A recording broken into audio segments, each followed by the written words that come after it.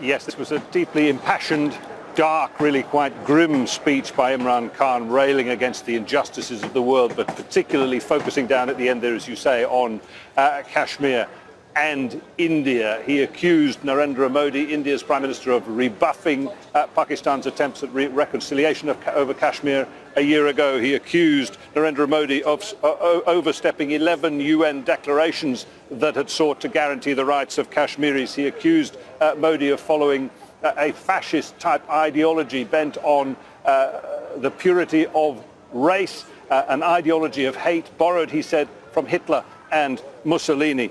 And in the end, he said that the goal of all of this, India's actions in Kashmir, was the ethnic cleansing of Muslims from the face of India.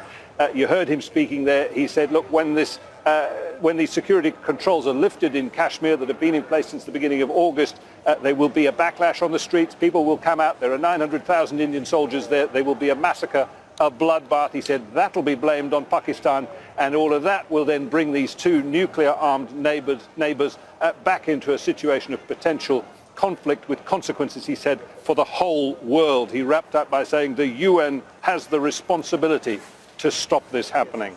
Gosh, and I've just seen as well on Twitter, Jonah, one of the trending hashtags worldwide, Imran Khan, voice of Kashmir. It's really resonated.